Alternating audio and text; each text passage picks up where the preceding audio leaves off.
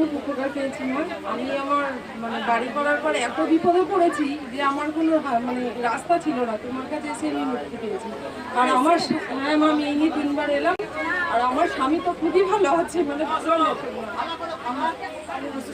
না বাড়ি করার পর পুরো মানসিক দিক দিয়ে ভেঙে ফেলেছিল, মানে তাকে যে আমি ঠিক মতন বাঁচিয়ে রাখতে পারবো ভাবি।